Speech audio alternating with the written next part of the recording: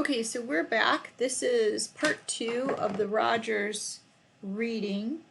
So what we're looking at here are adopter categories, and the significance of this is the part on the bottom of this slide, and this is an important thing to remember. So the measure of innovativeness and the classification of a system's members into adopter categories are based on the relative time at which an innovation is adopted. So this is important because it's important to understand each level and how important they are to you to getting an innovation diffused.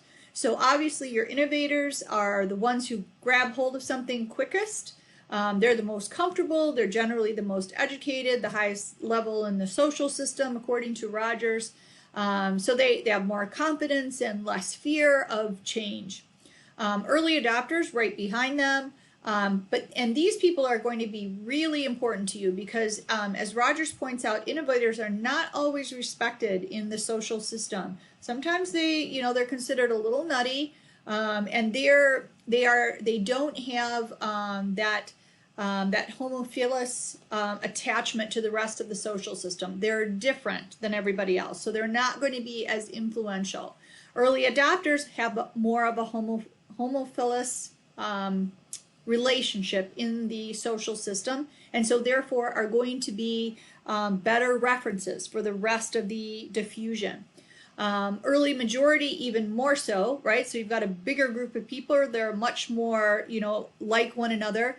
Late majority, of course, by the time you get to late majority, you're probably working on, the next part of innovation of this product, and they're not even to, the new product. And then, of course, laggards are people that are only going to adopt when they absolutely have to, because what they have, is no longer available. So in this space, your most important, customers, the most important adoption is really through those early adopters. Those are going to be, the voices of reason within the social system, and your key to understanding how the regular customers look at this, because innovators are going to be super forgiving of things. They might give you some feedback of things, but they're just interested in something that's new and different. While early adopters are going to be much more reasonable about how this product fits in with what they're doing with their social system. They're going to be a more credible voice for changes and adjustments because they're closer to that early majority, which is where you really have to go. That's where your S-curve really starts taking off. So each person has their role. And it's important to, to be able to facilitate the relationship between these people and to make sure the company and, the inventors are listening to the feedback from these individuals. The structure of a social system can facilitate or impede the diffusion of innovations in a system. These are really important words. They might be on a quiz. And it's important for us to think about like our own social system, right? So at work, at home, does our social system facilitate diffusion of innovation? Are we open? Are we interested in something new? Are we looking for a better way to, to differentiate our product, our company? Or do we impede the diffusion of innovations in the system? Do we have a rigid inertia within our organization? And this, we talked about this a little bit during the Utterback discussion. There is that specific phase where the process innovation has even tapered off, right? We're not even making a lot of changes in process. We're sort of like, locked in here and we're making money on these products. So does this help us to bring new innovations into the company?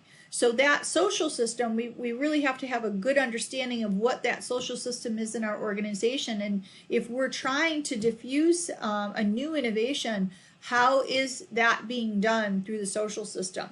There are people within a social system that are capable of influencing even systems that impede the diffusion of innovation, but they're very hard to find.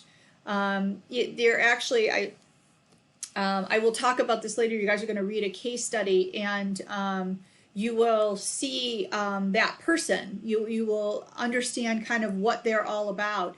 But these people are they're not innovators. These are not people that are running around grabbing something new every day. And that is really what makes them influential. So they're very important, especially if the structure of the social system that you're in impedes the diffusion of innovation. So norms are the established behavior pattern for the members of a social system, another important set of words. And the reason these are important is because, you know, as part of that social system, we need to understand if we can't like step back and say to ourselves, yeah, my social system impedes or facilitates innovation, we can kind of step back and look at those established behavior patterns, right? So if I'm sitting in a meeting with a bunch of executives, and we're talking about improving a product or bringing out a new product, what is the conversation like? Am I, as an innovator, allowed to talk? Are people listening to me? Are people like shaking their head or nodding their head? Is someone saying, hey, I'd really like to hear from so-and-so, the innovative one. What do you think about this new product? And how would you do this? Or is it really just a bunch of rhetoric where the people who are in charge tell you how things go and no one argues with them? That is definitely a behavior that is going to impede the diffusion of innovation. And if we are still responsible, like for some reason someone's given us the job of change agent in the middle of a social system that impedes the diffusion of innovation, we're not just going to be able to stand up at the table and say, hey, this is just baloney. What are you guys talking about? None of this is going to work. We really need something that's new and innovative. And look out in the market. So-and-so is doing this, and we've got to be able to respond to that, right? You're not going to be able to do that. You're going to have to find the influencer within the organization that is respected by the table, who is rational, definitely not an innovator, probably not even an early adopter.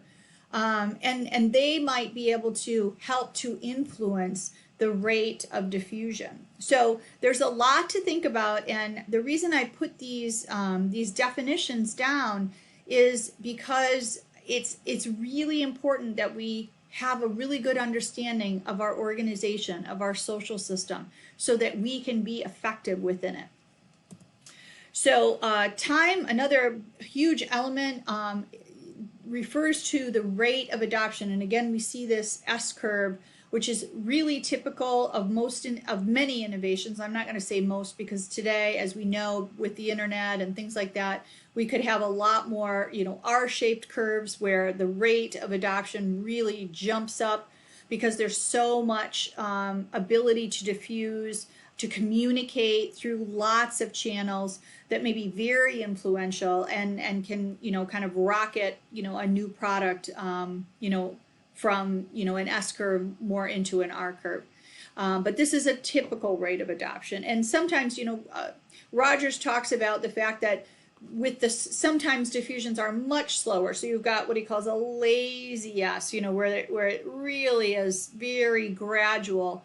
But over time, you know, the adoption takes place.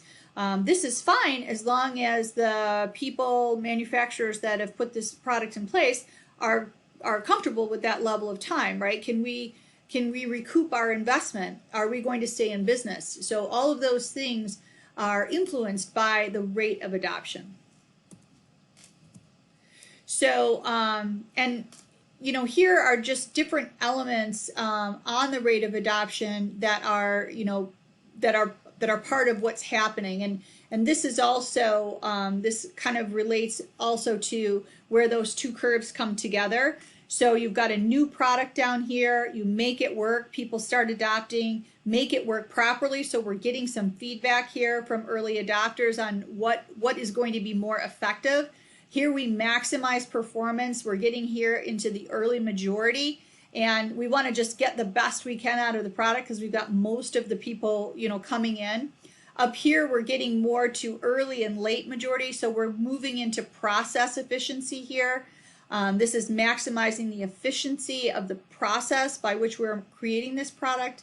And then as we move into the late majority and laggards, we've got the minimizing costs. So we've maximized reliability and efficiency, and now we're going to try to, you know, drag the cost out so that we can make the most amount of money. And at that point, we've got a mature product. You know, here's where our laggards are getting on, and we're off to even a newer product, you know, a new version of the product or whatever, so that we can continue making money with this type of product.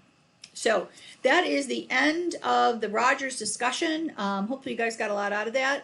We do have, I think, one more reading. Oh no, we have one more reading, the courier reading. So that'll be another set of videos to discuss that. So that's it. Thanks.